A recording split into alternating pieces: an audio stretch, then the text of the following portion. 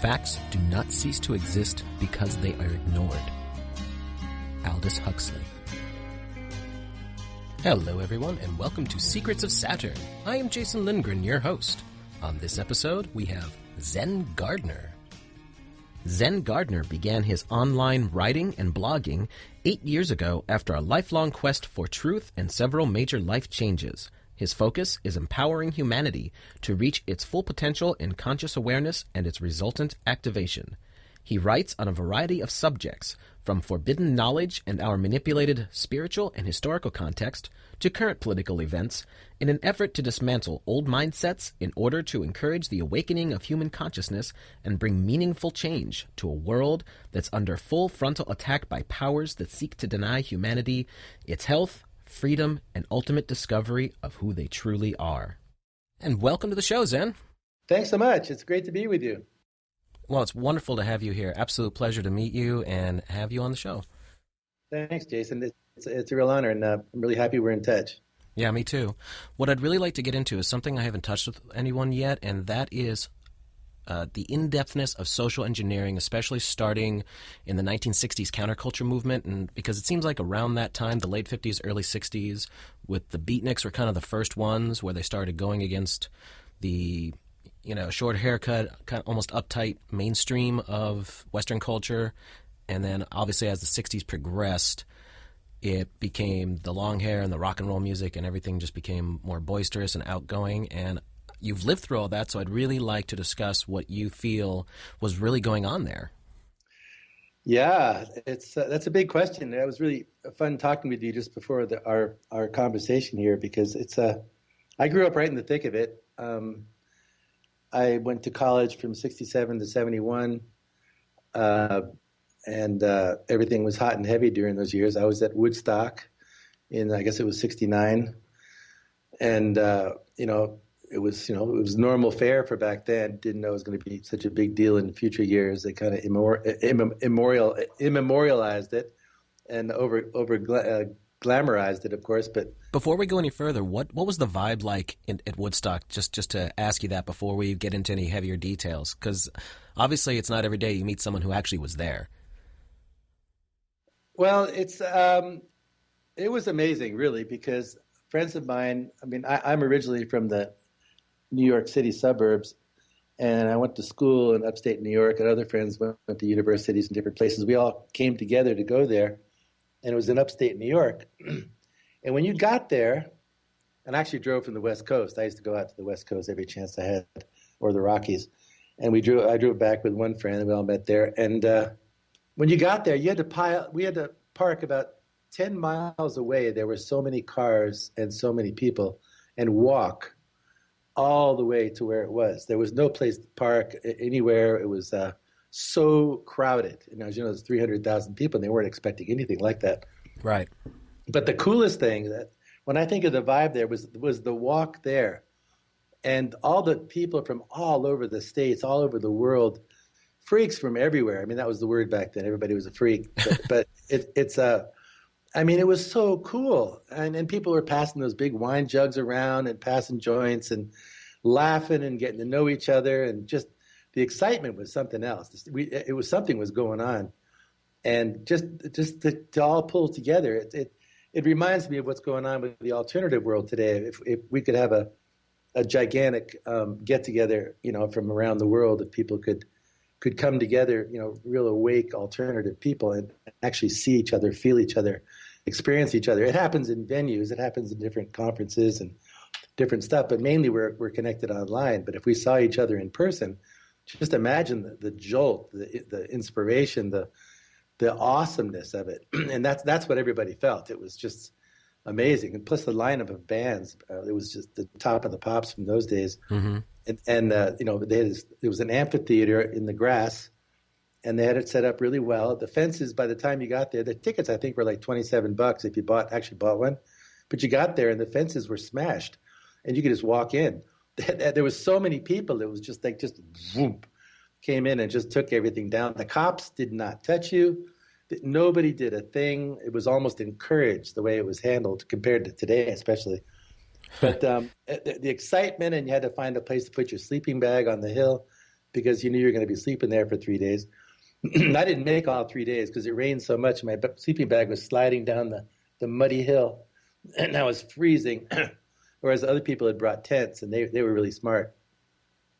So after the second day, I had pretty much had enough. I guess I wasn't high enough to stick around. but the vibe was really amazing. On the same token, as I thought about this for many years afterwards, as I continued to progress in my personal life, it was also very disappointing because it was, like this guy Wavy Gravy got up there and said, "Hey, man, and this is so far out, man. This is like wow." And he was trying to get a sense of organization, but you had this really kind of eerie feeling that this movement really has no direction. And it was love and it was all these wonderful things, but it was out of control. And not that you want to control it, but there was a scary element to it. I mean, kids were hanging off the light towers, naked, absolutely blasted on acid. And, it was dangerous as hell. Lightning was going on and kids were doing crazy stuff. Hell's Angels were somewhere biking around trying to do security. Nothing got super violent there that I remember. But and there was really cool people who set up on the hill with tents for first aid, for free food. Some were selling some stuff. There was a lot of drugs getting passed around. And the cops didn't do a thing. So it was almost like, wow, we can do this. This is, this love revolution is going to happen, and we're the future. But on the same token, there was also this sense of sort of not an untamed, but a sort of almost a dangerous chaos of a lack of cohesiveness. Like, where do you go from here with all this? And as you know, the years that followed, and no doubt, engineered by surreptitious organizations, the CIA and all, they got in, and if they didn't initiate the whole thing, which I guess we'll be talking about, but they got in and misdirected it and got people out of activism and deliberately into spaced out Nowheresville, which today is manifested by, generally speaking, the New Age movement that isn't really going anywhere. There is no concerted sense of activism and participation. What they want is this sort of a religiosity in the world that puts people to sleep, just like they have for millennia. Right. But anyway, it was an interesting experience. I don't know if that was very clear what I just shared, but that was kind of what I saw. I mean, the music was amazing. The experience was amazing, but it was, especially as it just sort of was, in a way, it was over glorified or over glamorized, or I don't know. Maybe I'm just too practically minded or something, but it just had a sense of, where is this going? Like, how cohesive is this? What's going to happen to this? Is this, because it was ragtag, which was good, but you had this sense that it needed a sense of direction and clarity, and parties are good, but is this really? Are we going to make it? This little fledgling new child, is this going to make it in this big bad world? So anyway, that kind of haunted me. And as you know, later years things evolved to kind of show that they truly did infiltrate and bring try to bring that revolution to a halt, both spiritual and physical, from questioning the government and a bunch of other stuff. Well, what it kind of sounds like to me, and this is really what I wanted to hear from someone who's actually there and is an awake individual now, at least, that was sort of the very beginning of what probably turned into the awakening movement, with questioning everything, especially authority. And it seems like it was just incredibly chaotic at first because nobody really knew what was going on, but they sure didn't like what was going on. I mean, especially with the Vietnam War at the time. That was probably the 9/11 of the day. It was triggering people off, like, what are we doing? And the fact that it was completely chaotic is not surprising in the least, but by 1969, I would say the counterculture movement was really starting to kick off, because you had everything through all the 60s, and all the music by then was definitely getting out there. It was definitely part of the mainstream culture at that point. So you kind of told me what I was already suspecting, and you're right in the sense that they started influencing it along the way, and it was obvious that they definitely didn't want people just completely waking up to everything, questioning everything, so they definitely did try to influence it, which is what I'd really like to hear from you is what started all this, and what were they doing, and then where did it kind of transform and different branches shoot off and all that? Well, a few things come to mind. Remember, the Beat generation started back in the 50s, and marijuana smoking, in New York City and San Francisco, the early poets, you got Kerouac, and later it evolved into the early 60s, and eventually, Ken Kesey and the next generation of psychedelic writers were evolving. And all along during this time, the esoteric was coming to the fore with Alan Watts and Krishnamurti. These were books that were actually in college bookstores. And now they're hard. I don't know if you'll find them there anymore, but these were like mainstays of anybody who was waking up.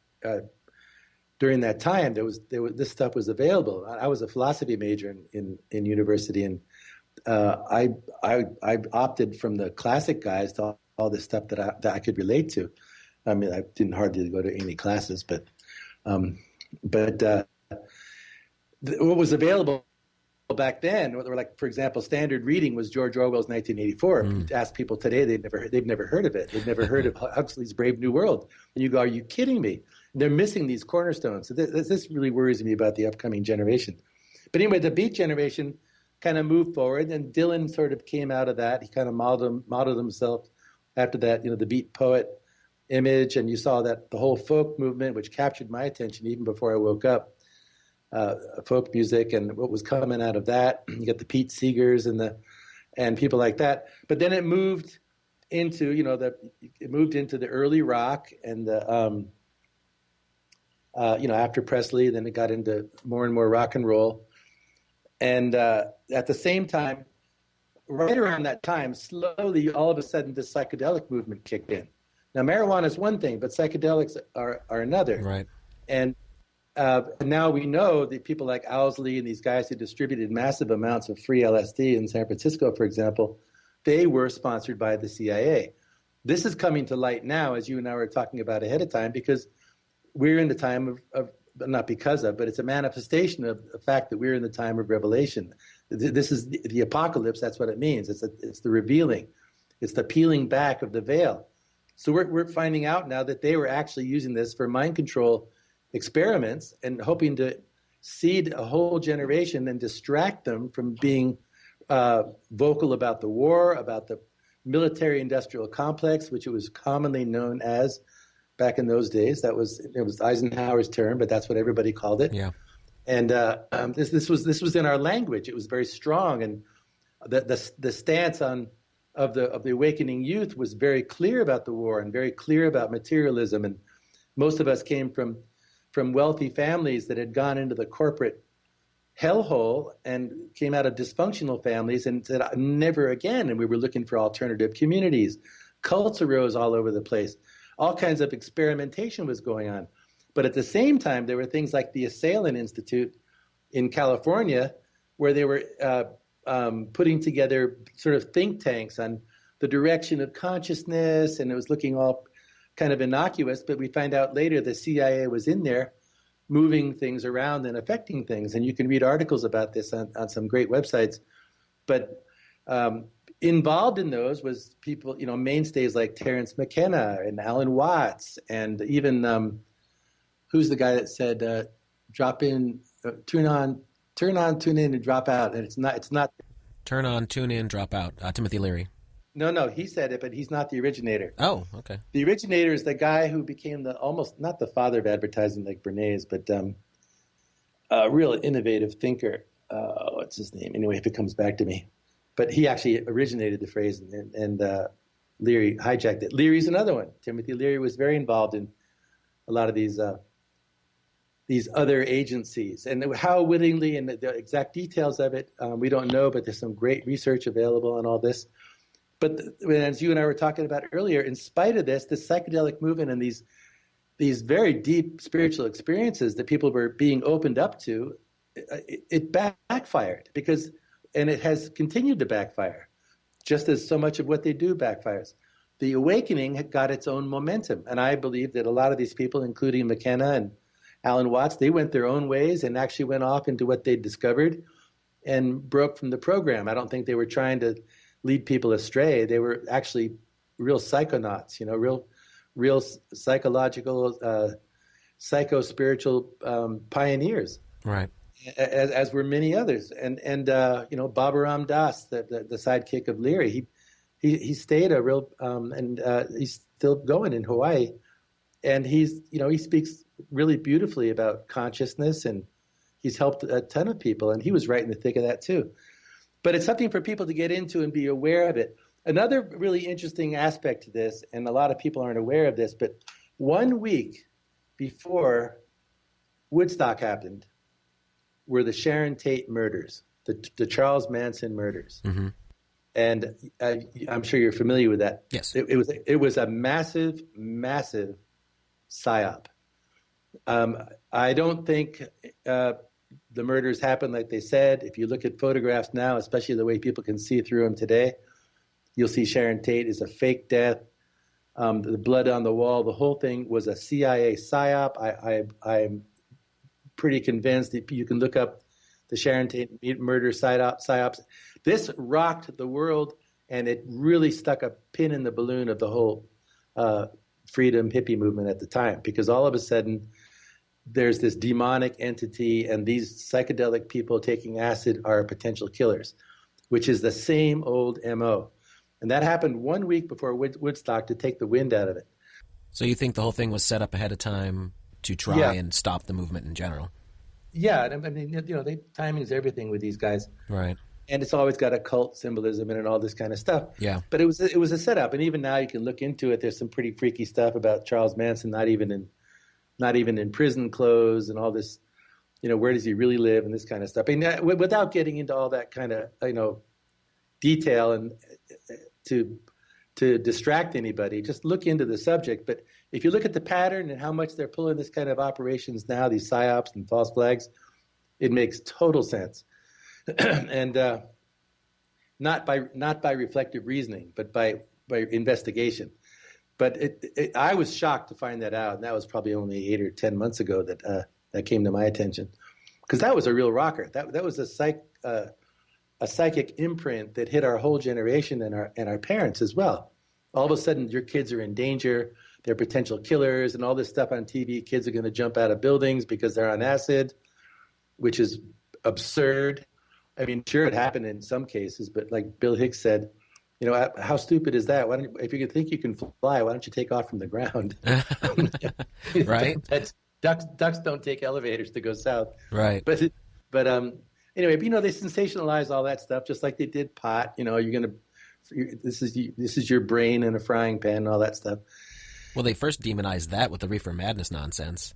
Yeah. So it was like everything that came out that would open someone's mind, they demonized it. Exactly. And we're always in the midst of this kind of trashing of our minds by these same psychopathic, would-be controllers. So you can kind of apply that whole meme on society at any point, almost any point in history, to sort of dissolve the illusion around you as to what's really going on, which today is so obvious now that we have the internet to connect us, and there's so much information available and so many sharp people right on what's going on. You can see a false flag right off the bat. I mean, all of us default to that now. If you see these shootings, you can assume it's a false flag until absolutely proven otherwise, which they can never prove. They never show you bodies. They never show you blood. They never come to a conclusion. They never investigate. They give you the same old hype story.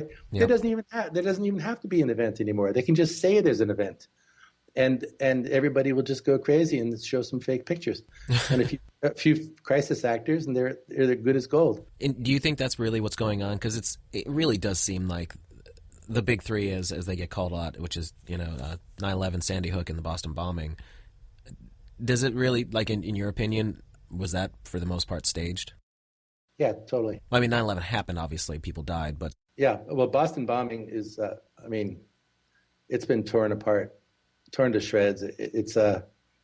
I'm staying here with Ole Domagard, and he's actually someone you should get on your show, but he's got a site called Light on Conspiracies, and we've been good friends for some time, and this is what he studies. only because he wandered into this field over 30 years ago. He got hooked on the JFK thing, and via looking up, he's from Denmark, and there was a murder of a prime minister up there, and there or Sweden, and as he investigated, and this is back when you had to use libraries, there was no internet, right? And he found that everything was connected by these same groups after years of very deep research, going to the places that it happened. So anyway, so we discuss this kind of stuff all the time. The evidence is absolutely overwhelming that these guys are pulling massive operations. I mean, you can take apart the photographs you see in the news, and you'll see these Photoshop images. There's one of a group of people in Paris, one of these Paris setup pictures.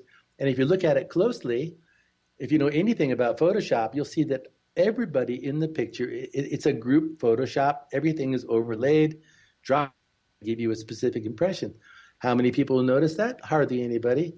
And we can blow the whistle. We can try to point it out, which he does very faithfully, as do many others. But these guys, their whole thing is, I mean, look, there's 6 companies own the media now, and they're all in bed with the they are corporations. They're in bed with the whole military-industrial complex. They're making money off the war. They make money off our containment, make money off private jails. They make money off security systems.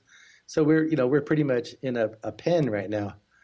Already, people think it's becoming Orwellian. No, we're there. We're very much there, and we're going to surpass what he talked about. We already are. Well, I call it a veneer of society because it seems like everything's okay, but that veneer is so thin that if one little thing gets scratched, you notice immediately that it's not what you think it is. Yeah, exactly right. Exactly right. And look how many people like you and me that see this way.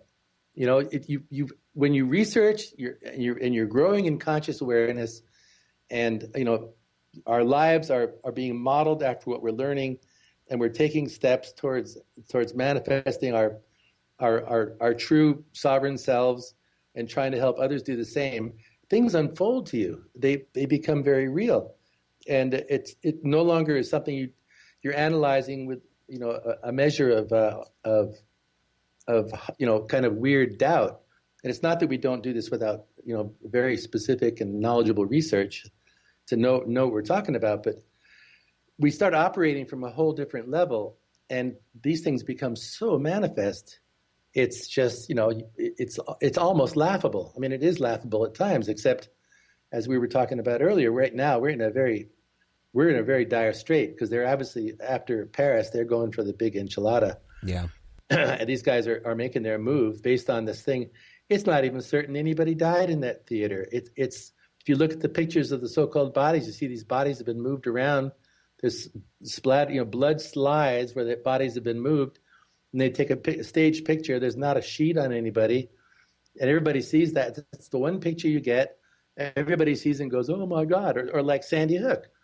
I wrote the epilogue to the book, Nobody Died at Sandy Hook, that Jim Fetzer put out, that Amazon banned. And as a result, it's going viral. And it's a good book for anybody to take a look at. It's called that's called Nobody Died at Sandy Hook. Actually, it was the book before that I wrote the epilogue for. And I suppose, and so we didn't go to the moon either. And that's talking about, some really heavy duty ones about, the moon hoax, the NASA hoax. And I'd like to know more about that too, actually. Yeah. Especially because that gets right into the whole time period we were talking about, 1969. Exactly. So what was that all about? Exactly. And then all of a sudden we stopped going to the moon. What's that about? If we had this, I mean, we went to the moon with the technology of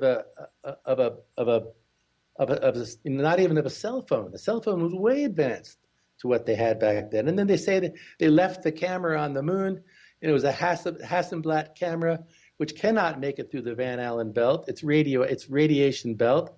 They didn't have protection for it. The film would have been fried. They come back with like 10,000 pictures they're supposedly shot from some guy's chest, and they're all like perfectly staged. I mean, the hoax is massive. And did it work? Think about it. It worked like a charm, Well, most people do think we went to the moon, and I'd like to think that we did it, but there's so much evidence. And I'm not talking about people ripping the photos apart and all that stuff. There just seems like a couple of real practical things, and you hit on one of the big ones for me is Okay, how did they get through the radiation belts? Right. That's all I want to know. That I want that explanation, because from what I'm fairly familiar with modern science, and we did not have the technology in the 60s, from what I understand, to shield human beings from the radiation belts. You look at their spacesuits. There's nothing to them. And then you look at the footage. The footage is taken apart right, left, and center. There's so many things that are hokey about it. But Werner von Braun, a lot of people aren't aware, when they first went to him with this idea, we want to go to the moon, he said, "You're crazy." He said, "That's insane. You would need a rocket twice the height of the Empire State Building to reach the moon." He says, "It's not possible. You can't possibly build something that can get out of the Earth and get up there and get enough speed to go that far. And the chances of being able to land something on there, never mind get there, to land something and get it off the moon and come back, like it's one in a bazillion, and they supposedly pulled it off seamlessly." Well, that sounds like what's his name? Who's the producer? Kubrick? Stanley Kubrick. Stanley Kubrick. It was perfectly executed, but it was a Hollywood set. And very smart, and there's all kinds of glitches that people want to get into it. Actually, get the book. So we didn't go to the moon either. James Fetzer is the editor. I wrote the epilogue. I talk about the awakening and processing alternative information just to help people who are stumbling on this. It also talks about a double of Saddam Hussein that we saw. He was actually killed right after the thing, just like Osama bin Laden, and they used the double for a long time. Oh, yeah. And, that kind of, it's standard operating procedure. These guys spend billions, trillions of dollars on these things. This is all they do. They have think tanks and an unending supply of money. This idea that there's some limit and a certain amount of money being spread around, even if we print it, it's insane. These guys have unlimited resources. They're doing what they want behind the scenes. And all this stuff you hear about underground tunnels and secret space stuff or whatever, I mean, it's all very believable because they've got unending resources and we're only told what they want us to hear. So it's up to us to dig as deep as we can get, but a lot of stuff is going to be next to impossible to get hold of. But slowly, thankfully, very brave whistleblowers are coming forward. They've had enough. I mean, some ex-general just came out today talking about his concerns, an ex-NATO higher up, I think it was, saying that his concerns about geoengineering, that this spraying of the skies is really a seriously bad idea and having bad consequences. And he's the biggest guy to speak up about it yet. But, I mean, there's another example of the insanity that we're witnessing. It's right in front of your face. The sky's being sprayed massively. Yes. And yet they deny it's going on. Yeah. And at the climate conference, they've got 30,000 lobbyists and scientists meeting aside from the G20 boys, aside from them in other places, working out deals for what's really going on and who's financing what and what's the program's going to be here and there. We're not hearing a peep about that, but that's the real stuff going on under the table. But of course, we're not supposed to know, and people have been taught not to care and not to ask questions or just sort of humph and make a little gripe or think, oh, well, like my old friends say, well, if 9/11 was a hoax and surely somebody would have said something, we would have seen it on CNN.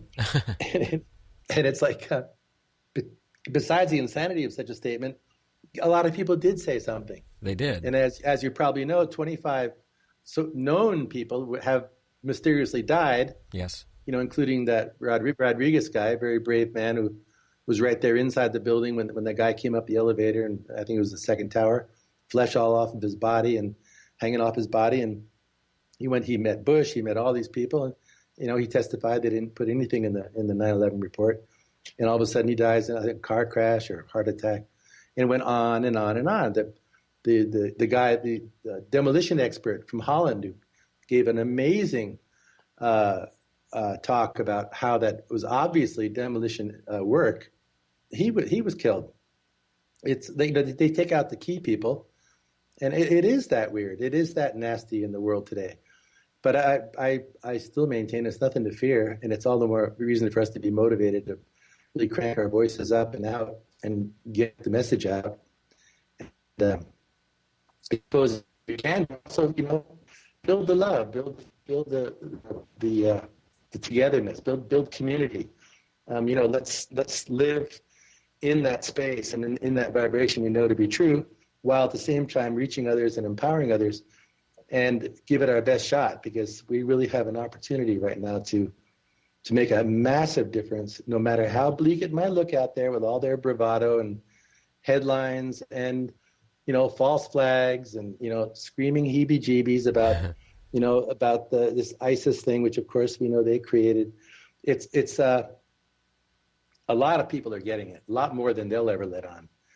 But you can feel it. And I with my website, I get a lot of comments and I get a lot of emails every day, and I have a lot of great friends I network with. And there's a lot of people, I keep saying a lot, don't I? The people are waking up and they're coming to their senses, and they're going on to alternative media much more than even we realize, because they're fed up with the bullshit. They're fed up being handed this pablum that makes no sense. And even the statistics of mainstream media are dropping like a rock. And so that's why they're having this clampdown right now. And the next step is they're going to put some kind of censorship stuff, which they're already starting to do. They're arresting people for comments on Facebook and Twitter. So it's getting worse. It seems to be getting worse by the day on the outside. But I see it as that's a call to action. That's a call to rise as the warrior spirits we are, to respond even stronger and get the word out. And even look for people on the inside to speak up, because I know they're biting their nails. There's so many people on the inside that really know what's going on, but are afraid to speak up. They're going to lose their job, going to lose this, going to lose that. Well, guess what? You're going to lose your kids. You're going to lose your life. You're going to lose your health. You're going to lose your country. You're going to lose your sovereignty. You're going to lose your freedom. Yes. So what more do you need to have as a threat to speak the hell up about what the hell's going on? Strap your balls on and let's get with it. Well, there's got to be people on the inside. Totally. No, yeah, go ahead. That's totally true. Well, I was going to say, there's got to be people a lot on the inside who know at least some of what's going on, because they're doing a lot of subtle things to stop people like you and me, really. Like, I have a friend who gets disabled all the time just on Facebook because he posts a lot of stuff, and he bombards it daily. So they're always doing little mean tricks on him. And then you always hear things about YouTube channels being pulled and things like that. And it's never anybody doing anything, stupid. It's always like about real topics, So there's not just one guy sitting at a keyboard doing this all over the planet. There's got to be lots of people who get the word from wherever, like, hey, this person's got to be pulled. Yeah. Yeah. So those people need to come out and start speaking up and saying, hey, I was told to do this because you're saying too much. Yeah, exactly.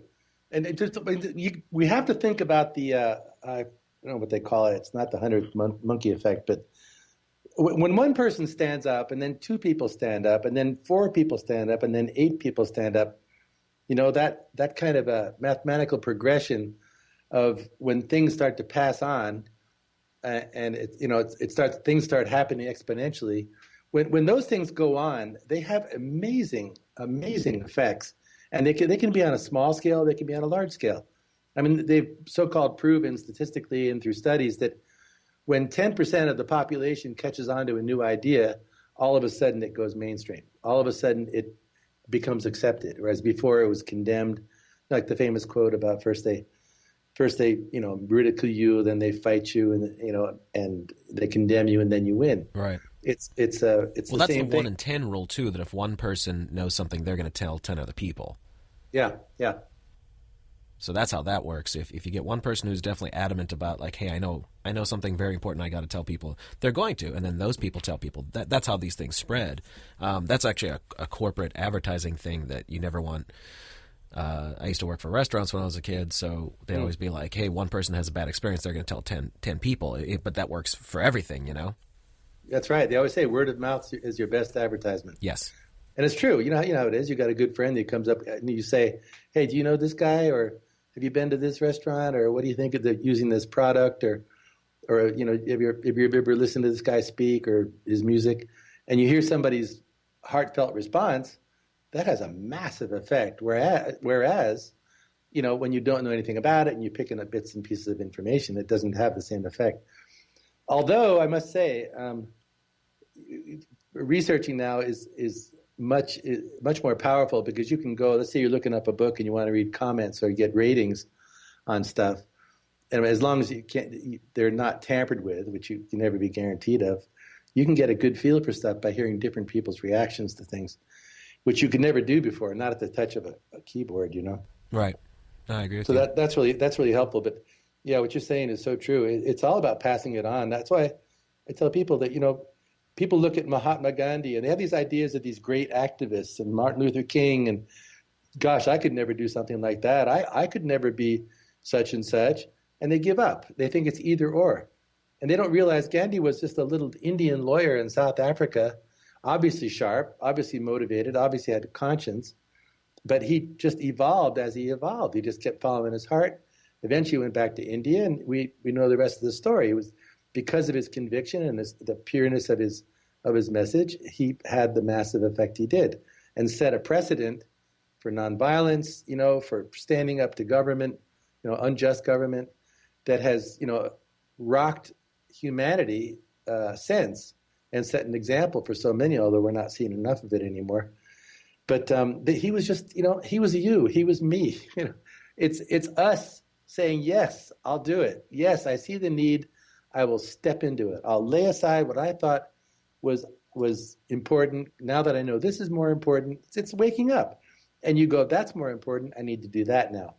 And especially in light of the fact that they're poisoning our food, they're poisoning our water, they're poisoning our air, they're closing down, I call it the American gulag. It's happening all over. For goodness sake, can't people see it's time to wake up and act and get radical, become the warrior that you're being called to be. Things have changed. Let the old paradigm go. Let your self-image go. Let your personal goals, wishes, and wants go, because there's something more glorious for you to fulfill that will affect not just your life amazingly, but everybody else's and the future of the planet and the present of the planet even more profoundly. Because this thing about awakening is a very dynamic, interdimensional thing. If you call it the morphic field, when people wake up and their energy awakens and they start, it's like a transmitter, and they transmit into this field, and they no longer are part of the problem, like they used to say. They're part of the solution. So we can either be a sap and draining on the body politic and contributing to this ugly matrix of control and deceit, or we can be part of the solution and changing it. And each person affects it. Like, look at a swimming pool. There's not a ripple in it. Throw a rock in it. One rock. Wham, it's all over the place. Yep. And that's us. Each of us is that rock. And with these guys, I like to imagine like there's a swimming pool and they're putting a wave pattern in it. Just imagine they're shaking this thing up and down, and they want the pool to move a certain direction. They want everybody to have this certain experience. They're putting their vibration in it. Imagine it as waves. And what can we do about that? Well, guess what? Jump in the frickin' pool. You know what you're going to do? You're going to scramble their waves all over the place. The pattern no longer has control over you. The signal does not come on as strong. You've broken it all up. You know how it gets. It gets all the ripples and things go all over the pool. Those waves, those controlled, designed waves are no longer having the effect they used to have. And that's what the awakening is doing. Well, that's also why I was going to say that's why all the social bombardment is getting worse. All the distractions. It's just more and more and more. I mean, everything's so over the top now. It's to me, looking back on it, it's ludicrous. And I don't watch much mainstream TV. I really don't watch any of it. But every now and then when I catch something, I'm like, oh, my God, it's so blatant and over the top now. Yeah, it's too much. I can't watch it. No, it's like it's obvious to me now. I mean, maybe I'll be in a restaurant and the TV's on. I'll ask them to turn it off, or I just try not to look at it. I might look for a little bit to see what kind of garbage is going on, but I get away from it. I mean, I've got friends who are being literally attacked, not just by the EMFs, but they can tell it is a directed energy stuff being turned on at night. And they can feel it. It's in certain areas. It's a lot in cities. It hits certain people who are activists. There's very weird stuff going on. These cell towers are not what people think they are. Just look at a big one. They've got how many different types of antenna are on there? Well, those are how many different types of weapons, call them. This isn't just some innocuous transceiver of information. These things, they're built to literally, like you're talking about, these waves, they're using everything they can. They're coming at us genetically.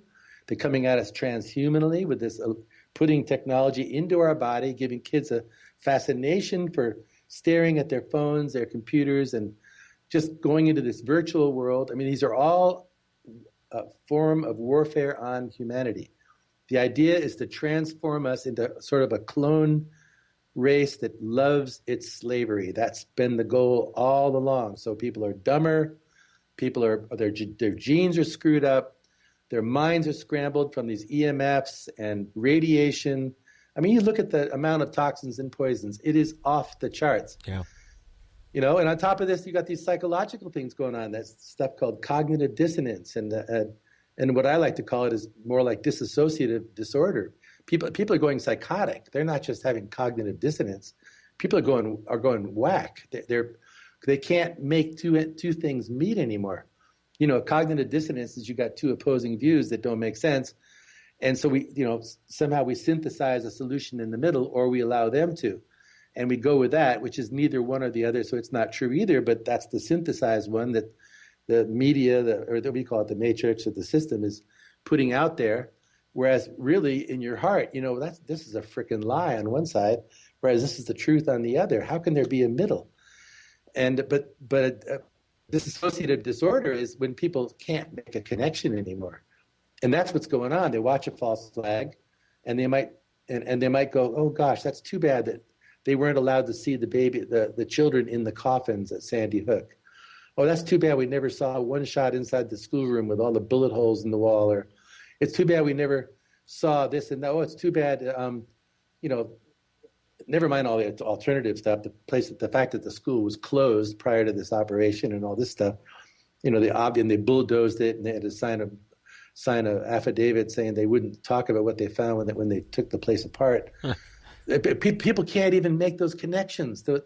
Even if that news is let out, it just rolls off their backs because they bought the first story. And what they do on top of that is they'll run another story. They'll have another false flag, another incident, stupid stuff. Like this reporter who got shot on camera, and this guy's doing a selfie on a stick or something while he's walking up to the lady like it's a video game. Right. He shoots her 5 times and she keeps running.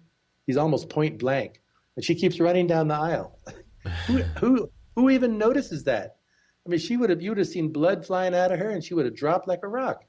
Remember the guy on the street after the was it Charlie Hebdo or whatever? They're chasing down the road, and the guy comes up with a M16 and puts a headshot on this guy, and you see the dust go off on the sidewalk, and there's not any blood. His head would have been completely blown up like a pumpkin, and there's no blood whatsoever. And it was so taken apart that they have to start taking down the original footage. It was too bad because everybody's downloaded it. It keeps going on the internet. Well, I think the internet is going to be the one thing that could really bring down all these creepy old men behind everything. Yeah, well, that's why they want to control it really bad. So regulate it and now they're arresting people in I don't know where it was. I think Belgium. Some girl said something anti-migration or critical, and they came and arrested her. Or I've got friends with friends in France who went to demonstrate peacefully in a different place, not even at the G20, about things from fracking to rights in Ecuador to all kinds of stuff. And they had hundreds of undercover cops in the crowd. All of a sudden went whack on everybody and were beating old men in the knees and arrested everybody, threw them in wagons and took them away. I mean, and you won't hear about that, but these were people that were there and saw it. And I mean, there was some coverage, but it is insane. So, just like this new thing that came out today where Obama, the wet cardboard cutout, I hate to give him credit for anything because he has nothing to do with anything, right. But, this thing about where they can just go and assassinate anybody. They've got a new word for it. That's scary as shit. One of these distant technical terms. It's sort of like rendition. It has nothing to do with the fact that they're murdering or torturing. It's a different kind of a term that just causes that dissociation again. But they've got the freedom to pick anybody anywhere and take them out all over the world. So they're not happy with just the American gulag. They want a worldwide gulag. They want this place on lockdown. And, you know, I mean, that's one of the reasons I moved out of the States years ago. I mean, I've spent half my life out of the States, and I had a big problem going back to it, but I did. I've got a lot of kids and grandkids, and they wanted to get set up, and we did. And I, you know, I went through whatever I had to go through, but I got the hell out of there again. And I encourage other people to do the same. But, you know, believe it or not, I think like 8% of Americans even have passports.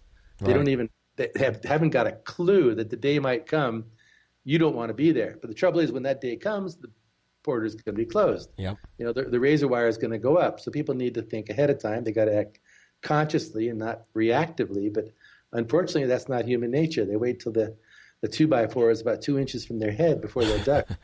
And it's really sad, you know. It's very sad. Well, since you see different countries, what are you seeing as a difference between the United States and all these other places you've been? Wow. Well, I've lived in I've been to over 40, 45 countries. I've lived for long periods of time in about 20. And to be honest, when I first got out of the States in my early 20s, it went to Europe, I was embarrassed because I stood out like a sore thumb, and I saw the rest of the world, how they saw Americans, these, you know, don't have a clue people, never been outside of their world. I mean, Americans are so insular that they even get a different Time magazine cover than the international version. Their headlines are different. They have no idea how mind controlled they are. They have no idea, and how regulatory their system is. They think they're in the land of the free and the home of the brave. Bullshit. It is so far from that. But, you know, as long as they can go to a football game and scream and paint themselves and, you know, play war games, and they seem to be happy, and they get their 4x4 to run around on the weekend. I mean, it's really sad. It's like children. It's dumbed down children, you know. I think you just hit on the most important thing when you said they're happy. I don't think they are. I think the thing is, and what I've noticed with the massive cognitive dissonance, is that people aren't happy. They're not. Yeah, right. So they're looking for the next distraction to try and fill the void that they're feeling. But what they're not realizing is it's because they're not actually awake to themselves. And that's what's causing the disconnect. You're right. That's very true. Maybe I should say they're content, or allowing themselves to feel content. They're convincing themselves of it because they're distracting themselves. Yeah, it's the ostrich syndrome, or the boiling frog. Yeah. You know, this is a really nice sauna, honey. Turn up the heat. This is really comfortable. Next minute, you know, have you ever laid on the couch and you're sort of dozing and you're watching TV, and next thing you know, you wake up hours later. Do you remember falling asleep? Never. You don't remember. And you go, wow, how did that happen? Oh, or people who've been driving down the road and they fall asleep at the wheel. That's nasty stuff. And you wake up at the bum, bum, bum, bum, bum, bum, hopefully not hitting a tree or another car. And you don't remember falling asleep, but you remember vaguely before you fell asleep how tired you were.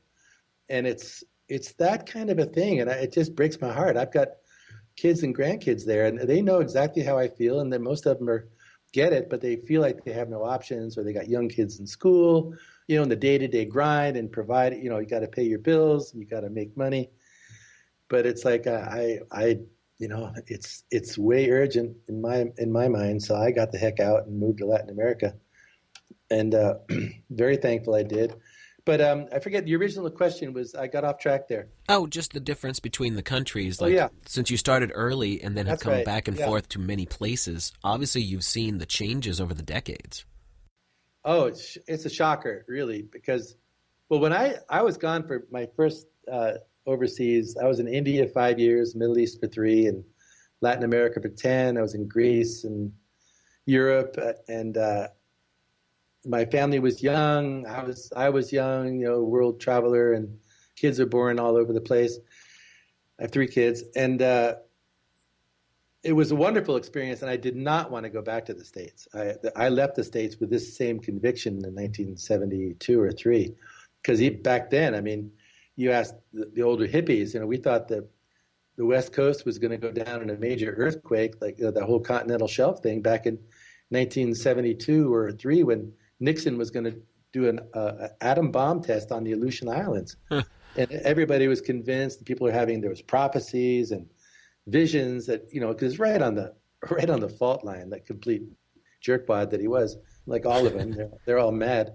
But So, and that was the word. So at the time, I left San Francisco and moved to Denver. I mean, I've always been crazy like that. When I get I'm not stupid. I'm intelligent, but if I'm getting a signal and it kind of jives with what I'm going through and I'm free to do it, I go do it. And it led to one thing led to another, led to another. I take the hint, But anyway, getting out of the States, first to Europe, and then I moved to India for 5 years after I met my first wife, and we had 2 of our kids in India. My eyes were opened so fast, especially when you go to a place like India and you realize what the real world, or another version of the real world is, and how completely you had no clue living and growing up in America. You see it. All we saw was a poster for Bangladesh. Children are starving in Bangladesh, and your mother would say, "Eat your food. The children are starving." That was, I'm supposed to eat so that child doesn't starve, and that kind of BS. But that's all we knew. It was just on this black. It was on this black and white and later color TV. The newspapers. Dad went to work after he finished his coffee and cigarettes, and then, mom's putting around the kitchen, being neurotic, and I go off to school and play my sports, come home, play the drums, and day after day after day, things got more psychotic. Went to college, had 4 years of drugs and rock and roll and mysticism, and you're constantly, what's the word? You're buried in this environment that is so indulgent or something like that.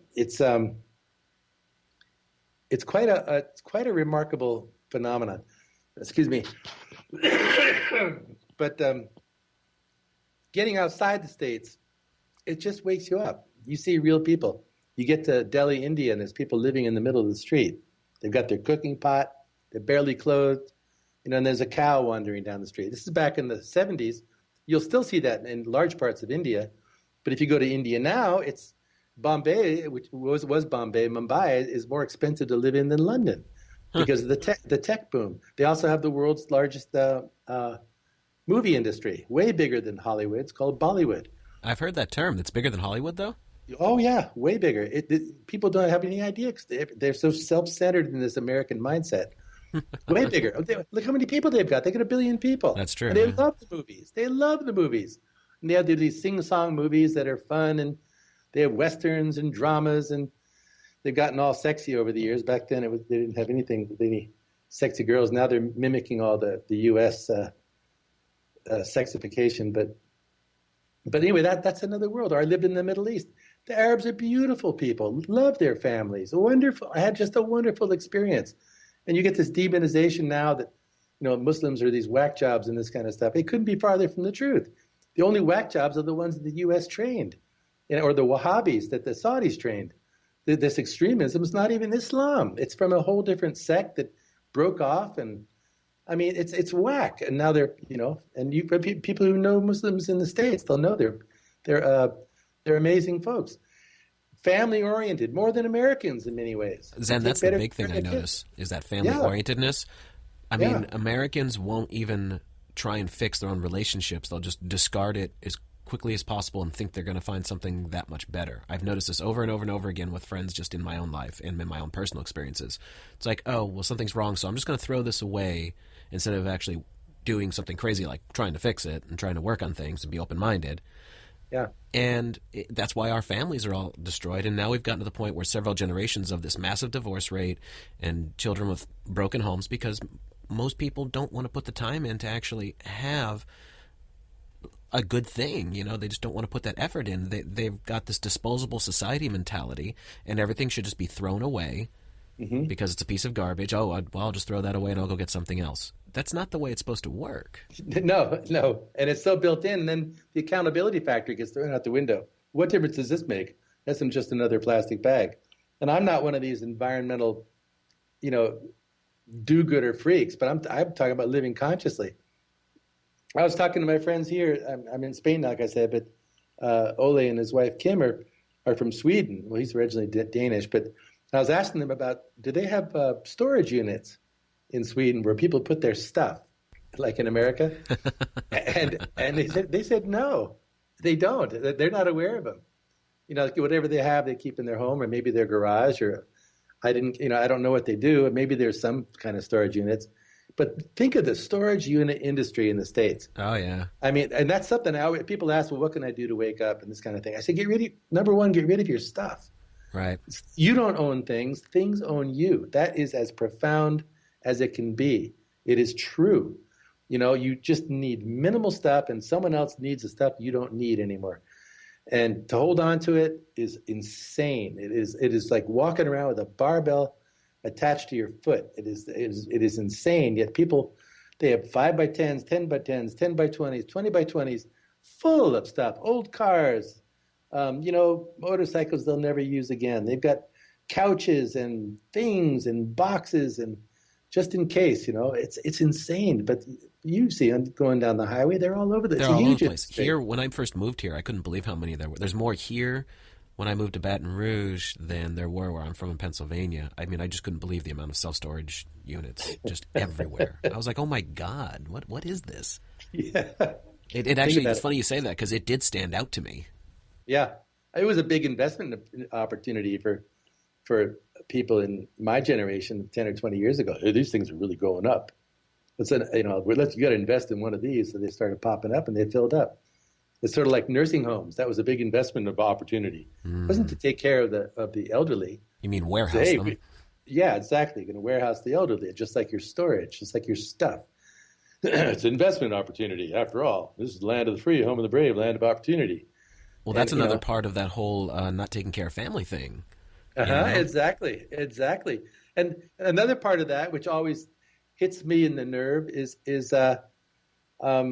how our lack of contact with our ancestors. Oh, yes. You look at any native culture, and people might make fun of Day of the Dead in Latin America, or the Chinese, how they honor their dead. But it's the connectivity to their ancestors. It's a very spiritual thing. It's not hocus or witchcraft or what's the word? When you have these beliefs that aren't so-called aren't well founded. Anyway, it's there's something there. There's something, and Western culture, it's been erased. Just like the Native Americans have been wiped out, genocided right off the earth, except for little pockets of people who've been decimated. I mean, genocide is not just killing of the people, it's killing of the culture. Anybody can look it up. Well, that's exactly what's happening, though. And it's accelerated because I noticed it with even growing up as a kid in the 80s, how a lot of the pop and rock music was all about party, have a good time.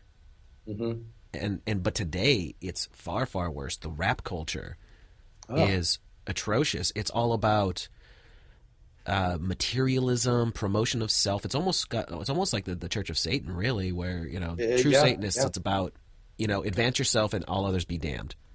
Yeah. Materialism, degradation of women, promote yourself, and it doesn't matter who you have to stomp on to get what you want. Mm-hmm. Well, that's the tenets of the Church of Satan in actuality. Mm-hmm. Yeah, I wrote something called the psychopathy of greed. It's built into this thing called capitalism. Everybody thinks is okay. Like I went to high school with a guy. He went off to Dartmouth and he played on the football team. And his lineman, he was a linebacker, and the lineman was Hank Paulson, the guy. He's the first bailout guy under Bush, who started that whole thing. Yep. And he and I, he's a conservative, and we're chatting, and he mentions Paulson, and I said. And this other friend that I grew up with, and they're full-on capitalists, making money off the capitalist system. See nothing wrong. It's opportunity for open competition, blah, blah. And I brought up Hank Paulson. I said, I can't believe you know this guy. What a scumbag he is. And they said, what? They said, what? He's only doing what's right. And then, they defended him to a T because he is doing he's taking advantage what he can take advantage of. I said, he decimated the economy, bailed out these bastards, and walked away with a multi-million-dollar settlement gift and scot-free. You don't see anything wrong with that? And they don't because their lives are built on the same tenet. It's built on this. It's dog eat dog, but they won't say it like that. It says, well, I'm smarter than you. It kind of goes along with Darwin's theory of evolution because the survival of the fittest one of its big reasons for being proponed the way it was is because it teaches society that those at the top deserve to be there. They're better, they're smarter, and therefore they deserve to be the elite. They deserve to rule. They deserve to be royals because they got there because they're better people. Right. It's the survival of the fittest. And capitalism is very similar. People, the guy who's a better businessman, and whether he's cutthroat or not, they say, well, as long as he plays by the rules. But come on, honestly, what rules are there when selfishness and greed are ruling everything? So, obviously there's more ethical people than others, but the system is built on this get ahead, step on the guy under you. And anyway, I kind of lay it out a little more clearly in the article, but it's built in, this get ahead attitude. And then you look at it, the whole war thing, in the name of freedom, manifest destiny, America is better. We've got this culture of freedom, which is complete opposite. And then, then you go to a football game and people act like animals and they learn the competition is good. Go ahead, head to head and smash the other guy. And if we're lucky, we'll get some blood and some real action here, and fight each other. And afterwards, we'll have a fight in the parking lot. And let's bring in the military and some bombers and some jets. And let's salute the fallen soldiers. And let's trot out the guys with no legs and arms to feel sorry for them and then send them back home because the VA won't do shit for them. Right. The hypocrisy and the showmanship and the hypocrisy, that's just what drives you over the top. They talk about freedom, or Obama gets all teary about 3 people shot somewhere. And, the Americans are killing hundreds every day all over the world. And you just go, the Palestinians, look at them. They're being decimated. The average age in Palestine is 17 years old. They've wiped out these generations and they're blocking aid. And do you hear about it in the news? No, nobody gives a shit. It's like, it's dystopia. It's this chaotic, makes no sense world that people are being forced to deal with. And that's why I say it's causing a psychotic break. It's causing depression. It's causing people to retreat into selfishness. And that's what it's designed to do. It's designed to dumb people down and keep them from awakening to the reality of what's going on and the absolute criminality of their rulership. Because things don't have to be this way. The air could, in 1 minute, if we just stop these programs, in like 2 hours, how different everything would be. Yeah. We'd stop circulating Coke and Pepsi. Wham. GMO foods, stop production, get them out of the fields. Skies would stop being sprayed. The wars would just stop. Kids would lay everything down, go home to their families. It would but no. Why does it keep going? It's not a natural force of nature of any sort. It is driven.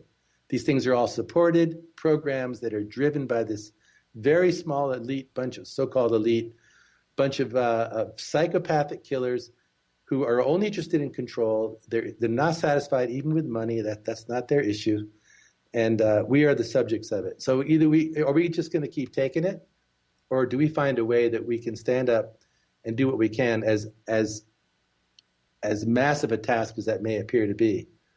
And that's why I just finished a new book called You Are the Awakening, and it'll be available on my website, zengardner.com, within a week or two. Oh, that's awesome. But it's the point is it's you, it's me. It doesn't go any further. It's not, it's not joining a movement. It's each of us awakening, really, really awakening, at which point the motivation kicks in, the clarity of direction kicks in, the inspiration kicks in, the compassion kicks in. And as we act, as we express what we're realizing and the filling the need around us, more comes. But we have to open the faucet. The water can't run unless the faucet's open. And that's pretty much what I tell people. We each got to do this. And that's what you do by what you're doing. That's what so many are trying to do. Getting the message out, inspiring people, and challenging them. I know I needed challenging. It came to me in many ways over the years, in different ways, and I've been sidetracked and bamboozled and stepped on many a landmine, but hey, I keep going. And so are the rest of us. And there's amazing stuff to be discovered, utilized, and we have incredible tools at our disposal right now, and we better use them and use them fast because they're trying to take them away. What do you feel the complete end game, final goal of the elite is with all of the things that they're doing to us, which absolutely cannot be denied at this point? Well, as I see it, it's pretty much you could almost call it terraforming. A complete change in the planet.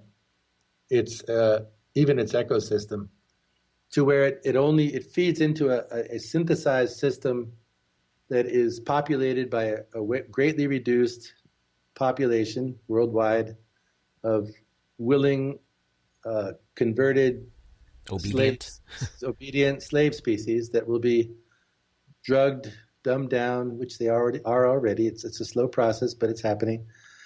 And drugged, dumbed down, conditioned, microplanted, microchip planted, and all these things as the servant race, the service race, while these people live lives of absolute luxury as the so-called self-appointed divine rulers of the planet.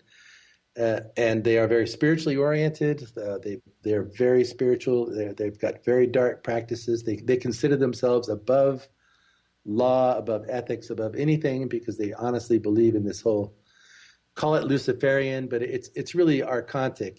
This comes, I think the Gnostic explanation is really perhaps the most spot on one that I've so far come across, where these are parasitic entities that are not like us, and they're jealous of us, call it jealousy, and want to come in and control humanity top to bottom. And that's why people are having, and they've called them demons, they've called them jinn, there's all kinds of names through the millennia of these influences on humanity, and we've all come across this stuff. And unfortunately, it's been categorized and siphoned off into these things called religions and belief systems, all of which are the most horrific things that could ever be fallen into by anybody. It's an endless loop of futility and distraction and deception.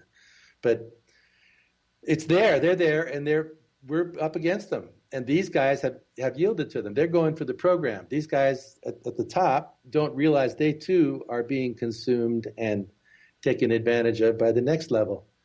And they think they're pretty smart, but they are the dupes of dupes. They are being used even more than they want to use us. And that's the big joke. But what we don't want to be is the dupe of the bottom dupes, where we lose our humanity, lose our willpower, and become some sort of a other transhumanized race, which they're rapidly trying to do. Yes. But I see it as very much a spiritual warfare. No, I do as well. You can subscribe to any way you want to see that. The Gnostic one and the idea of the archons and these sort of a renegade influence that was sort of unexpected. But we have willpower. We have the majesty of free choice. We can choose what we tune into, what we listen to, what we let into our lives, what we expel from our lives. That can never be taken away. And maybe some people need some encouragement, some enlightenment, even some technology, spiritual technology, to learn how to get control back. But it's there, and we need to help each other. But number one, by exposing what's going on, that always brings empowerment. But yeah, I'm with you. It's a spiritual warfare, and they're literally changing the planet. The seas are being killed. I mean, these plankton blooms. Algae blooms that they're deliberately planting in the oceans are massively horrible. What's going on too is the methane is being released more and more, which will make anything that they say is polluting the atmosphere look like child's play. Yeah. There's a thing called the Venus syndrome that if this stuff comes up, we'll go crispy and be just like Venus in no time. And the idea behind the archontic viewpoint is that if they can't have control of the planet, they would rather destroy it, which is very much the Zionist philosophy as well. That's what they say. They call it the Samson option. If we can't have it, nobody can. And they would happily, like they've done in the past, they blow themselves up and take the whole world with them. This is a manifestation and one of the symptoms of psychopathy. It's completely gone, but you can take it past psychopathy, which is kind of a earthly term, and look at complete full-on Luciferian demonic possession, or whatever you want to call it. These people are not of us, and they should be destroyed. And I don't know, or at least locked up. But right now, humanity is playing the fool, the idiot, with its hands folded, watching themselves. I mean, literally being sprayed like bugs, fed complete crap, toxic out the wazoo, lied to continually, whether it's labeling, advertising, news, and engineered, socially engineered in every way, from education to everyday things. The assault on humanity is beyond even description anymore. The lists, I mean, I put them in my articles, and every time it gets longer. So until people wake up, hey, wait a minute, there's something at stake here, and it's me. If you not just love yourself, but do you love your loved ones? Do you love your kids? Do you love your grandkids? Do you love your neighbor? Do you give a shit about the children in Gaza? Do you give a crap about the people in Yemen being genocided? Do you give a damn about what's happening in Ukraine? Do you even care that people are being poisoned by Monsanto right, left, and center, and developing tumors and horrible diseases from Argentina to Hawaii to Africa, where they're decimating the population? Do people even care that vaccines are absolutely not only not necessary, but absolutely destructive, and being used to terminate people's fertility? It's been proven that 45,000 kids in India were paralyzed by Bill Gates' vaccine agenda. Do people even know that? Do they give a shit? It's that kind of thing, People have got to get in touch again with their compassion, but it starts right at home. But look at the people who become activists. Usually, it's a mom whose son or daughter became autistic from a flu shot, or died, or somebody who had a near-death experience and came back and said, "Oh my God, I have got a whole different life here," and their life completely changes. They'll become an inspirational speaker or a social worker or something, but they get it. Something changes, or someone has a horrible accident or a health scare, or they get bombed by a landmine, or they lose their family in Yemen or Syria, and they go, "This hit home. Now I'm on it." What's it going to take for people? Do they have to come to your door with one of these bazookas and blow it in and kill everybody except for you and say, "Oops, wrong address"? Are you going to wait that long? Because it's happening. Who's to say you're not going to be next, or me? Well, personally, I want to go down on the offensive. I'll be happy going down on the fighting side of things. I've already resigned myself to whatever happens. I'm not here to preserve myself. I gave that up a long time ago. And that gives me freedom, happiness, joy, but a big sense of responsibility. And there's not enough hours in the day for me to do what I feel I need to do. And if everybody can stir that up in them and really start to catch the drift of the seriousness of what's going on, and not go into a funk or a depression, or, "Oh my God, they're coming after us," or, "Oh, the world's being taken over." It's got to have the reverse effect. Get yourself together. You need to come out fighting. This is a time to take it as a call to action. The warrior has got to arise in us. We each have it. We're each the same. We're collectively the same. We are each born with that spark of infinite power and spirit and connectivity to everything, including each other, and means of communication and spiritual gifts we haven't even touched on. And that, to me, is the pioneer field of the future. That's the realm to really go into and expand, because we have got to fight this with spiritual weapons. It's way, as well as whatever we have, informational and that, but it is way past where it should be, and they're moving fast towards this clampdown. And it can go either way. It is not set.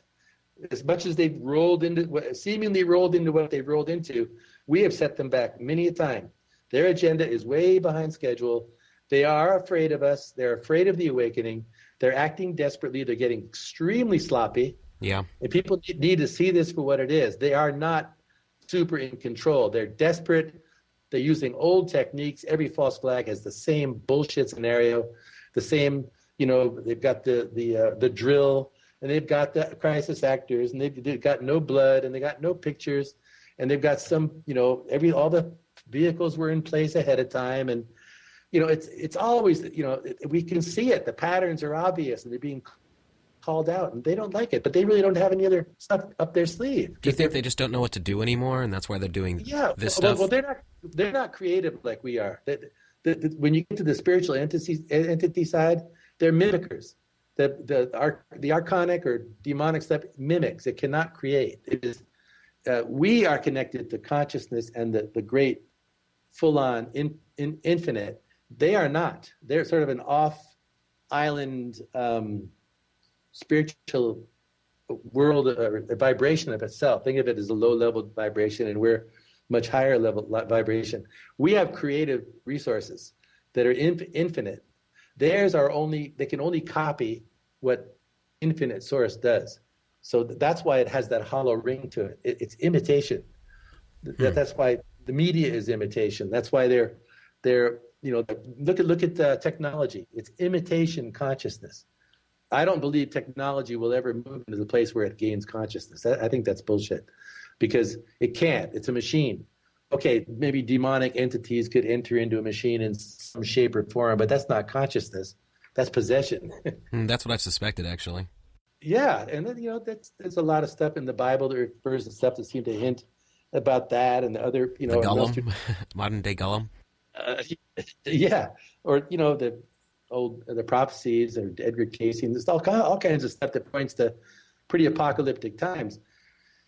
But I don't know. I just have a real good feeling that this is our shot. This is our shot to turn it around. You know about the yugas, the 26,000-year cycles, the 3,600-year cycles, the fact that we're in line with the galactic plane right now, and we've gone through these. We're in a very special time, very auspicious in many ways. And I think we should derive encouragement, inspiration from it, get to know it, tap into it, and that's going to require some sacrifices. We have to disconnect, like I was saying earlier, from our stuff, from our preconceived notions of who we are. Most of all, get really liberated from dead relationships. There has to be change. And we have to be brave. We have to have some guts, some courage. You don't see that much in the world anymore, do you? Ever see courage? They're cowardly. Look at these so-called world leaders. They're fucking cowards. Do they have any chips on the table? They got any kids over there in the war? No, Not never. One of them. You never see it. Never. And in the days of old, if the king didn't take the battlefield, you were done. Yeah, exactly. And he had the biggest fucking sword, and he was a warrior. Yeah. But that's not now anymore. These are cowards. I mean, you think about it, like for you and me and people who are really motivated and take this really seriously, this is our all. We are passionately involved. This is a life or death struggle. To them, it's a job. Drone operator, it's a job. Chemtrail pilot, it's a job. The NSA guys, whether there's 10,000 people out there, or 20 or 50, 100, so-called listening to our calls, which I think is completely blown out of proportion. They can't be squat. A lot of that's a real bluff. They can't possibly process all that information. I don't care how big the computers. But it's just a job. They go home at night. They don't have cops. It's just a job. That's why they have to keep them jacked up with drugs and steroids. And they put these cell towers around police stations and on their cars. The EMFs are driving these guys whack. They do the same thing to soldiers. You see these special ops guys with those headphones. There's a guy named Barry Trower who talks about EMFs quite a bit. You might have seen his name. Mm-hmm. And he says that the frequency they put those guys on are designed to make them irritable, psychotic, just really screw them up to keep them trigger happy on the battlefield. They go home. These are the guys they put on drugs and commit suicide. They've fried their brains. Of course, other guys too. It's pitiful. These are wonderful young men and women being destroyed, and nobody gives a crap. But well, no, they get destroyed. A lot of police these days are former military, so they've been put through hell for a few years over, usually the Middle East. Then they come back to be police officers, and then the bombardment continues. Yeah, that's right. So what's left of them as human beings? I mean, they're being annihilated, day in and day out. Yeah, and dehumanized. And you wonder why they're doing terrible things. That's why. Exactly. Yeah, well, that's a big part of it. Plus, they're being told to. Their instructions have changed. You can bet on it. Oh, it has to. Because has to. They have to try to intimidate the public, because when push comes to shove and things get really nasty, the public has got to really fear them. And so they'll stay in their houses. They won't come out. They won't be empowered. They won't, even if they have a gun, they won't shoot a cop, because he's so scary, and they've been so conditioned, and he's got so much armor. And even though the cop's about to come in and kill his family, they won't pull the trigger because they, or whatever. They're on the defensive. I wrote an article about all this stuff and the sort of bunker mentality. And I said, when you're back against the wall, don't be there. So don't. It's not a place to be if that's where you are, that your back's against the wall. Why are you still there? You should have gotten the signal earlier. That wasn't the place to be. And right. most people do, but they can't get off their duffs. And maybe some can't. And well, then they do need to dig in and prepare and get their food and stuff like that, but have a positive, not defensive attitude, which is easy to say. I mean, every situation is different. I'm just, ranting and sharing my heart, but it's I forget where we got on to all this. Oh, about the mentality of these guys. Mm-hmm. Anyway, they're copycats. They can only imitate, and their heart's not in it. A guy like Henry Kissinger, it's just a big freaking slug. He's going to go for. I mean, I guess you heard that Maurice Strong, the famous climate globalist UN slug gopher, died just before this latest summit. Yeah. And but these people, I read his history. James Corbett did a great piece on him, explaining his history and how he climbed the ladder of rising up to the big money boys and just being willing to do anything for this globalist agenda to both promote himself and feed whatever parasitic thing he's got hanging on his back. But the type of people who climb up and become these so-called elites are just such lowlifes, and yet they have such power of humanity. It reminds me, like I've always wondered since I was young, why doesn't everybody just march on the Vatican and get into the freaking library and take the secrets out? Yeah, I've never understood that actually. How could, yeah, but here we are, you and I are sitting here. We're not knocking down the door of the Vatican either. It's like I don't get it. How can the Pope come out at Christmas and say this? We need to have an austere Christmas. A couple of years ago, and he's wearing this hat that has enough jewels on it to feed Africa for 10 years. Oh, that blows my mind. They flaunt it. Yeah, the Queen of England comes out, and she's getting more. She gets a raise, and she's got this, and she owns half the freaking land on the world, on the planet, and starts talking to their own people. We really need to help each other and this and that. How can people bear that kind of hypocrisy and look at it and still go, oh, my queen, my this, my that, and adore it? It's the Stockholm syndrome. It's I love my slavery. It's been intrigued in them since they're so little. It has a lot to do, like I just wrote about this, the inner child getting healed in our personal lives.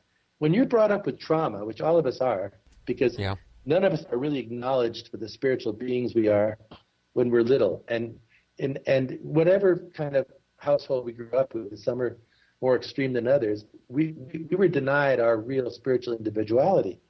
And so you have to, it sublimates, it forces character traits to come in, and we, like all of us, experience some degree of abandonment. You weren't really taken care of for who you were. Maybe there's a lot of other kids in your family. Maybe your parents were alcoholics or just out of it, or never home, or whatever. Maybe you had no parents or only had one parent. But that abandonment goes through life where you're always looking for approval, and that you're looking for satisfaction, you're looking for love, and the old trauma is in there, and it comes out in different ways. Anger, bitterness, self-destruction, all kind of addictions, but they stem from the same thing. It's that real inner us that really didn't get sorted out in the first place. And it's never too late to do that. It's never too late to do that. And I find myself, I'm going through a big change in my life right now. And it's an opportunity. It's not easy. the big ones, we were talking about that earlier. Mm-hmm. They're called breakings for a reason. We get everything comes to, your world falls apart, and thankfully, if you've got a little bit of momentum of having woken up and being aware, and you kind of understand the principles of what this life's all about, and what's up and what's down, it makes it a hell of a lot easier. But ultimately, facing that real inner nature and getting those things resolved is a very important thing to do, and I think that's a really important step in our preparation for this next phase that we're facing right now. That we've got to be whole ourselves, or we're just going to recreate some kind of mess to replace this mess. We've really got to be whole people. We've got to find our real sovereign selves, our real integral who we really are, but not in a selfish way, not in a introspective way, but get our issues resolved and find that fullness. And it can be a lonely path. It can be a very difficult one, but it's part of the process. Anyway, I'm just hearing from a lot of people, they're going through major changes in their lives, either with loved ones or health issues, or just confused as all heck with what's going on. Because we're in a vortex, something's going on. I'm sure you feel it. This is a storm, man.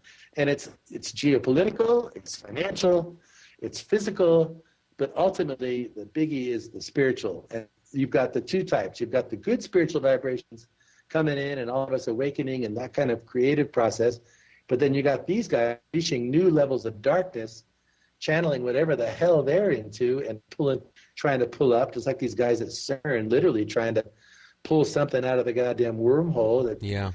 Like they said, we know not what. I mean, that's crazy what they're doing. It is. It's absolutely nuts. I mean, they literally, that's Looney Tuneville what they're trying to do with that. It is, and they admit it. We're not sure what's going to come out. They said 3 or 4 years ago. Mm-hmm. What? Come out? And you're still going to do it? And right now they're moving to the next level. They're going to use fire lead around instead of these other types of particles, which is going to have a humongously different reaction.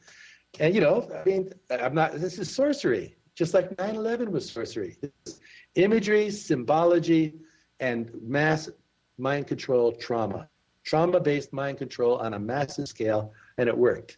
It's sorcery. These people might say, it's just a building going down. Sorry, you've got the 2 Masonic temples. These are archetypes in the human psyche that have all kinds of meanings, and Samson and the 2 pillars and all this kind of stuff.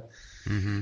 But the trauma of it, and then you're told who did it, the implant, it's complete mind control. It was a mass magic show, and it worked on the majority, and they got away with it. Well, the so-called got away with it.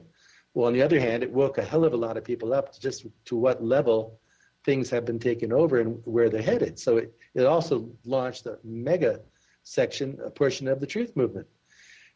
So in that respect, it backfired. But anyway, that's sort of a side. But the point is, these are sorcery in very high levels that they're pulling, and they do it with you can see the loop-de-loos on the. If you ever look at a sports show and all swirling circles and and people look at it and think nothing's going on, that is literally there's a word for it. They're called mnemonics, not demonics, mnemonics. Mm-hmm. And if you look closely, there's some videos on this. You look closely at some of these things and the little images that you do it in slow motion, they're actually using magician sigils, like the keyboard keys that come up and go down, up and down, up and down. When the circles are turning and all these graphics are going on, they're actually doing a spell on you in many of these things. So you pull it up, go slow motion, and then there's a guy, he takes it, his name's John Mitchell, and you take it, and he opens up the book and he shows you each sigil in the book. These are magic symbols from the really dark occult stuff, and they're literally a spell. I mean, it shouldn't be news to most people. Look what Madonna did. Look at her ritual at the Super Bowl. Look at one of these MTV gross performances and all the symbolism they're doing. They're making it so blatant. They're trying to make it a fad, and it's working. Kids are imitating it, the one-night crap and all that. Oh, yeah, it's in clothing and everything now, and they just play it off like it's nothing. I just heard they're doing yoga now. It's a kind of heavy metal and goth stuff. I mean, they're integrating, because it's into this weird stuff, they're making yoga, doing yoga with hard music and weird really nasty sort of stuff like yoga and that. What the hell? But you can see, okay, you're getting your body worked out, but that's not exactly yoga. Yoga's a very ancient tradition that has a lot to do with, it's primarily spiritual. Mm-hmm. So they're trying to pollute any and everything they can.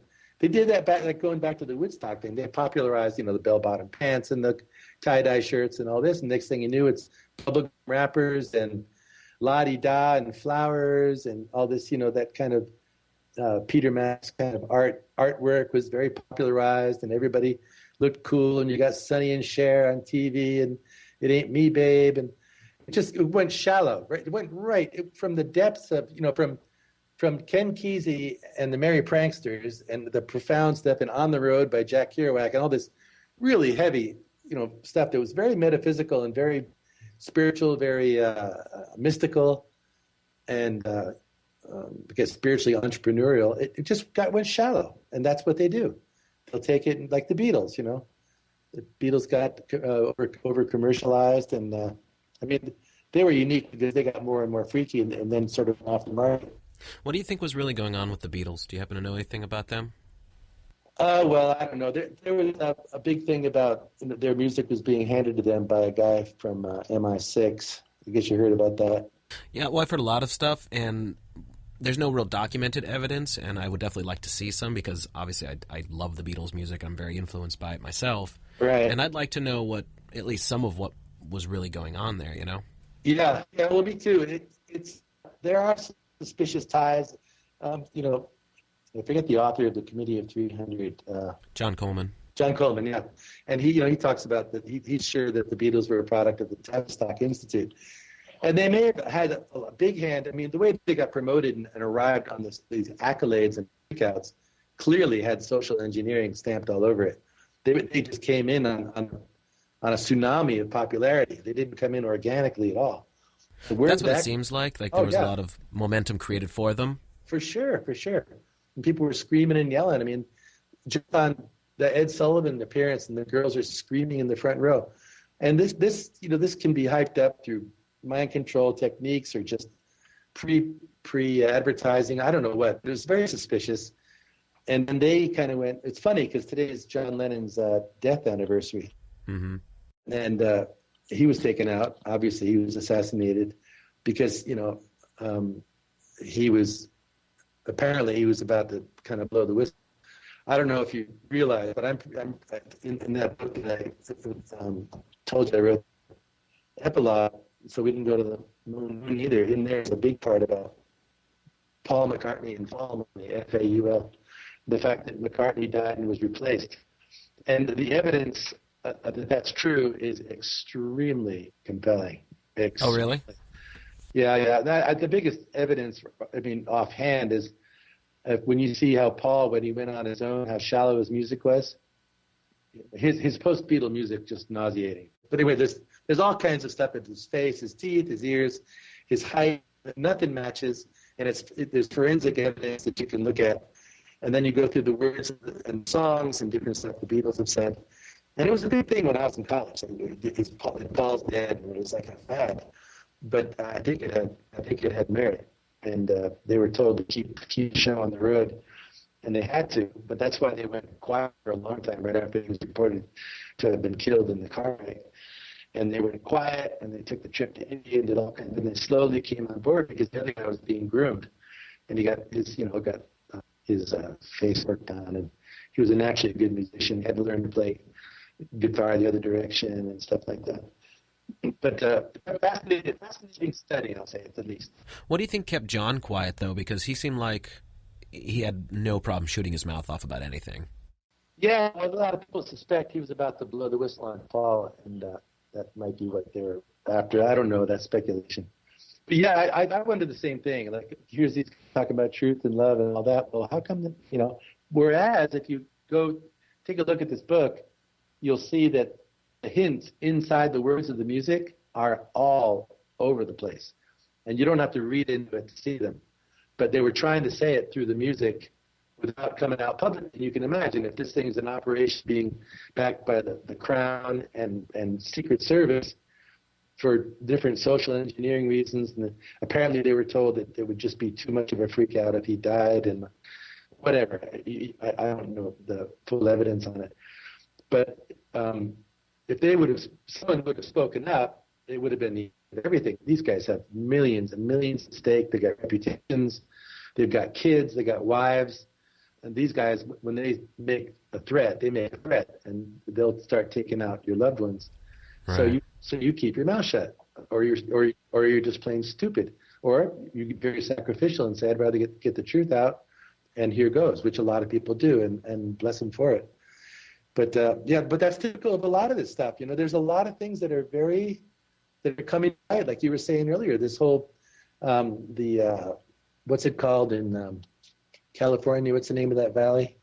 The Laurel Canyon. Laurel Canyon, and all of that research. I mean, there's amazing stuff. How many of these kids in those bands were from military-industrial families? How much the CIA and the military was inside the studios way in the beginning when the music was being recorded? How much these bands were influenced?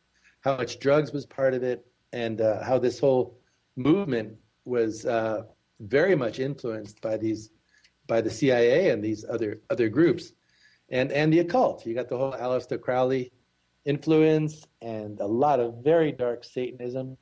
I know when I crossed the states, when I was back when you could still hitchhike, I met a lot of people, kids who were hitchhiking freaks, as we call us. Mm-hmm.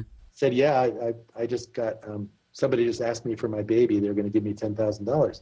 Wow. Instantly, they told me they wanted to use it in the ceremony. But I was in England, the same thing. I was traveling in the countryside and was at west of London with my first wife, and we were hitchhiking, and we got a ride, and this guy, and we said, what do you do? He says, oh, I'm a warlock, I'm a male witch. I said, oh, really? He's a normal-looking guy. Okay. And what's it like, or what do you do? He says, well, everybody's a witch out here. And as we're driving down the road, he pointed to all these little country churches. He says, that's a coven, that's a coven, that's a coven, that's a coven. Everybody thinks they're churches. No, they're covens. And the whole countryside was just rife with this witchcraft. And you look at the world today, and how much pedophilia, like you were telling me, that horrific story of this poor woman. Mm-hmm. The pedophilia has gotten worse. The sacrifice has gotten worse. War has gotten worse. Torture has gotten worse, more accepted. Drone warfare. How insane is that? It is worse. And what's happened to the collective psyche? It's being calloused. It's being numbed. It's being conditioned to accept the next. Fukushima. Talk about a hoodwink. They shut down the EPA monitors after Fukushima. They didn't want to tell us the readings. Right. And now there's scientific studies of what's going on in the Pacific, what's happening to sea life. I mean, very, very credible scientists and all that. They don't publish a damn thing. They say, you hear a little blip there. I remember when I was a kid, they talked about this, not the Androm, what do they call it? The China syndrome. Yeah. Nuclear thing goes to the earth. Well, for a nuclear reactor to actually melt down to the bottom, it's never happened before, except Chernobyl had a big mess. And I don't even know if that one melted through the bottom. In Japan, 3 of them melted right down. Now that means that's going into the what do you call the underground water system, the water table. Yeah, the water table, and it would contaminate everything because that spreads out in everything. And never mind the fact that they're pumping thousands, millions of gallons of strongly contaminated water into the Pacific, circulating all over the place. And and then talk about dystopian or cognitive dissonance. Then they have a convention and they say, let's promote nuclear energy. And they open one on the side of an active volcano, a rumbling volcano in Japan is the first one. And the guys warned the seismologist that this volcano could go. They said, no, it's safe. And that was the first one they opened up. Then they started promoting nuclear energy. And this is where it leads you to this idea of terraforming, changing the nature of the planet. God knows if it's for another species to be at home here and us to be modified to be able to live in it. It's very dark, very sci-fi, very surreal. It is, but I've been researching that, and it's scary stuff, but not necessarily as crazy as you might think. No, that's what That's why you really need to become a consummate researcher, not take my word for it, anybody's word for it. Look for yourself and satisfy your curiosity and check things out. I do what I call the spaghetti test. I talk about this often. When information comes at me, and a lot does, and I'll go down different rabbit holes and stuff, but I've got a lot of obligations I have to keep up with now with the website and networking and stuff. But I've spent, years down all kinds of places. I'll take the information, and when I was in college, when you made spaghetti, it's getting late here. We'd throw it against the wall, and if it stuck in the kitchen wall, that means it was ready. If it bounced, it wasn't ready. And it's sort of like that. I sort of do that with information. I'll throw it against the wall in my mind, and if it sticks for a little while, it sticks. Some stuff stays up for a couple of weeks, and then it falls. Some stuff I just lose interest in. Some stuff stays there, and I keep it as a reference point. And I was joking when I did a talk in England in April, and I was talking about the spaghetti test. I don't know how many feet thick of spaghetti is on the walls of my brain, of my mind, but it's a lot of information, but you don't get attached to it. And that's the problem people have. The byline of my site is just wondering. So I like to put up challenging stuff. I don't care. I don't put up disinformation or deliberately try to confuse people or make things difficult or complicated. But I'll say, look at the hollow earth theory. Look at the flat earth theory. Here's something on quantum physics that really well done. Or here's another view on the nature of everything. Or here's something on dualism.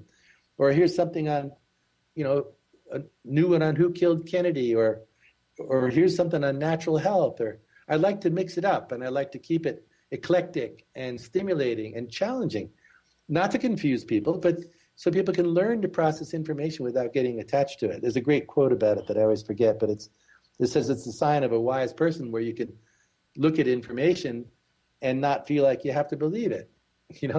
It's this whole thing about belief, which I hammer on a lot in my writings. It's a real weakness of people where they buy into stuff without.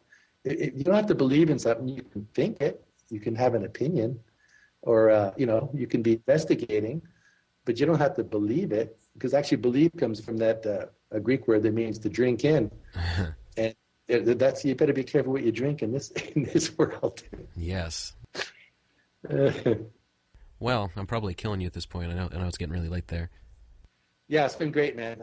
I get a little carried away, but I tell you what, this is a very important time, and I totally agree. Wish all your listeners the very best, and stay close, get with community, stay filled with love. Don't get freaked out by all this. It's really hocus pocus, and once you're on the fear channel, then you're bait. Yeah. And then you're going to get sucked and dry and confused. There's really nothing to fear. Ultimately, that's one of the big ones is fear of death. And, what can I lose? Why might I die? Well, you know what? Death isn't what you think it is. No. We go on in whatever form. But death is nothing to fear. I fear death the way that I won't fulfill what I'm supposed to do on this planet. But as long as I'm watching my step, and if it comes my way, but I'm still doing what I'm here to be doing, I'm a happy camper. It's that day-to-day fulfillment. And if people aren't feeling that fulfillment, they got to find it. They got to make the step. They got to let go. And we need you. Anybody listening, call it the movement, the awakening. It needs you, and it's each one of us. And when my book comes out, seriously, get it. It's like a handbook. It's things that I've written over the last 8 years. It's a variety of things coming at it. What is the awakening and the nature of it, and how to handle it, and how to take it to action. And it's called You Are the Awakening. It'll be out, available pretty soon. But get into find solid researchers, find good folks personally, online, and stock up mostly with empowerment and good information and a real sense of community. Well, Zen, why don't you go ahead and give out all of the places people can find you?